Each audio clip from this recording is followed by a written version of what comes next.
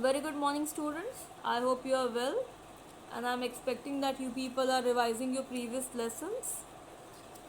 Okay, children, today we will start chapter 6 from your grammar book, that is verbs, is, am, are. In this chapter, we will be dealing with these three, that is, am, and are. And before talking about these three, let us discuss that what is verb. What do you mean by verb? Verbs are doing words और action words. Means it tells us about an action. जो भी काम हम लोग perform कर रहे हैं, जो भी काम हम लोग कर रहे हैं अभी, उसके बारे में बताता है. That is called verb. हम लोग क्या काम कर रहे हैं. हिंदी में verb को क्रिया बोलते हैं. क्रिया मतलब जो भी काम हम लोग अभी कर रहे हैं, जो भी whatever work we are doing. For example, running, eating, playing, listening, writing, reading, sleeping, whatever. जो भी एक्शन हम लोग परफॉर्म कर रहे हैं, दैट मीन्स वो वर्ब है, वो क्रिया है. And children, in this chapter we will be talking about these three, that is, am and are. These three, that is, am and are, they are called helping verbs. Why they are called helping verbs? Because they help the main verb to complete the meaning of the sentence. इन तीनों को helping verb कहा गया है क्योंकि ये तीनों help करते हैं main verb का किसी भी सेंटेंस की मीनिंग को कंप्लीट करने के लिए. They are very helpful, they are very necessary. And children, इसी को हेल्पिंग वर्ब्स को ही नाउ वर्ड्स भी कहते हैं. इसका एक और नाम है now words. Now now means it talks about the present. ये प्रेजेंट के बारे में बात करता है, ये ना कि पास्ट के बारे में बात करता है, ना ही फ्यूचर के बारे में बात करता है. It just talks about the present कि अभी क्या हो रहा है, अभी हम लोग प्रेजेंट में क्या कर रहे हैं, उसके बारे में ये बताता है. इसलिए इसको नाउ वर्ड्स भी कहते हैं. नाउ मतलब अभी का, अभी प्रेजेंट के बारे में बताता है. Alright, and let's start with the first one, that is. We'll start from the first one, is. Children, we use is with all the singular nouns and pronouns. जितने भी सिंगुलर नाउन्स या pronounce होते हैं उसके लिए हम लोग is को यूज़ करते हैं. जितने भी सिंगुलर मतलब one person, one thing, one object, one place, one animal. कोई भी सिंगुलर चीज़ रहेगी तो उसके साथ हम लोग इज का यूज़ करेंगे. We will be using is with all these, that is with one person, one object, one place, one thing.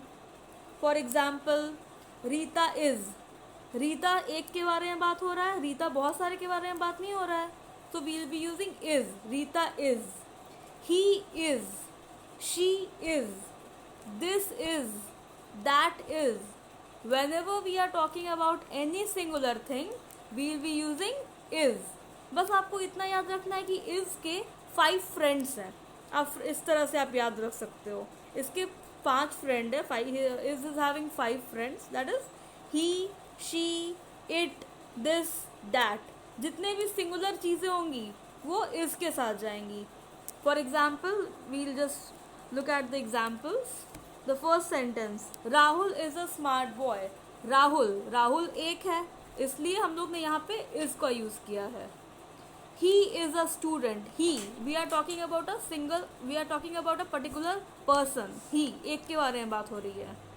Second, third, my mother is having green tea. My mother हमारी mummy के बारे में बात हो रहा है. यहाँ बहुत सारी मम्मी के बारे में तो बात नहीं हो रहा है. My mother, it is talking about my mother, एक के बारे में बात हो रहा है. That means it is singular, so we will be using is over here. Fourth, there is a pen in my pocket.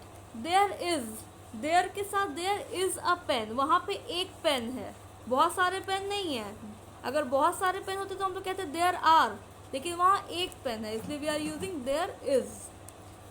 This book is interesting. This book, एक particular book, कोई एक book, that is this book is, इसलिए हम लोग यहाँ पे is का use कर रहे हैं. Sixth, it is my favourite show. It is, ये मेरा फेवरेट शो है. एक शो के बारे में बात हो रही है. That car is mine. That particular car, one car. Singular के बारे में बात हो रही है, that is we are using is. Mr Narendra Modi is the prime minister of India. Mr Narendra Modi, Mr Modi is one person, so that is why we are using is. Ninth, where is he going? He, we are talking about one person, that is why we are using is here. Just remember is के 5 friends हैं, that is he, she, it, this and that. किसी भी particular person, एक person के बारे में बात हो रही हो, एक ऑब्जेक्ट के बारे में, एक एनिमल या एक प्लेस, किसी भी सिंगुलर चीज़ के बारे में बात हो रही हो, then we'll be using is over there. I hope this is clear to you. Now we'll come to am. Am के साथ हमेशा आई यूज होता है. We always use I with am. Means I का एम का सिर्फ एक ही फ्रेंड है, दैट इज आई. एम हमेशा आई के साथ ही यूज होता है. We always use am with I. Let us see some of the examples. I am going to the Mughal garden. I, एक person. I am fond of flowers. I am upset right now. I am ready to help you. I am disturbing you. Am I disturbing you? जितने भी 5 sentences यहाँ पे दिए हुए हैं, ये सारे आई के बारे में, मीन्स खुद के बारे में बात हो रही है. Whenever we are talking about ourselves we always use I, we always use am. Alright, now the last one, are. Children, we always use are with plural nouns and plural pronouns. Plural means बहुत सारे, ये एक के साथ use नहीं होता है. Whenever we are talking about any plural we use are. For example, we, they, you, these, those.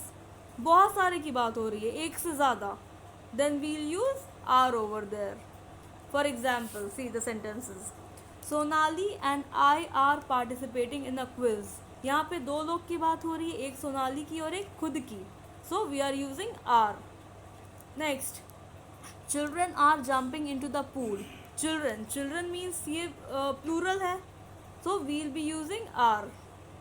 They are happy. They means कि कुछ लोगों की बात हो रही है, एक की बात नहीं हो रही है. अगर एक की बात होती तो he is happy और she is happy हो सकता था, बट यहाँ पे they लिखा हुआ है, that means it is plural, so we'll use are. We are always punctual. We, हम लोग, again plural. Kanika and Prabhat are siblings. Kanika and Prabhat, here we are talking about 2 persons. 2 person के बारे में बात हो रहा है, means ये plural है, and so we'll be using are. You are disturbing me. You are disturbing me. You के बारे में बात हो रहा है, तो with you we always use are. मैंने अभी आपको बताया कि you के साथ we always use are. 7th, there are various flowers in the Mughal gardens. There are various flowers. यहाँ पे बहुत सारे flowers की बात हो रही है, so we'll be using are. These tulips are pretty. Tulips, एक tulip की बात नहीं हो रही है, about so many tulips, तो we'll be using are. Who are your siblings? आपके siblings कौन है? Siblings, आपके भाई बहन कौन है? तो we'll be using are. Just remember that whenever there is any plural noun or pronoun, we use are. Okay, now let us look into the exercise. The first one, filling the blanks with is, am or are. You have to choose from this that which is more appropriate, is, am or are. The first one, the vendors dash selling popcorns. Children, here it is vendors, it is not vendor.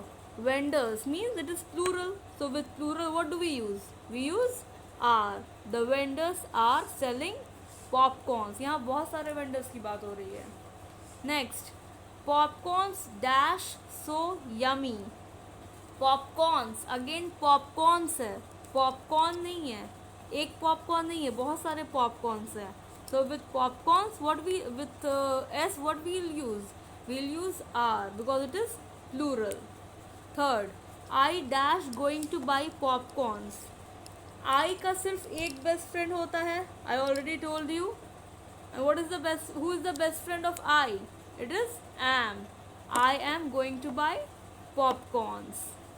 Next, fourth, today dash my birthday, ये मेरे बारे में बात हो रही है. About one person, आज मेरा बर्थडे है, मेरा बर्थडे है. टुडे इज़ माई बर्थडे, एक दिन की बात हो रही है, बहुत सारे दिन की बात नहीं हो रही है. टुडे इज़ माई बर्थडे, मेरा बर्थडे है, सबका बर्थडे नहीं है, और मैं सिंगुलर हूँ.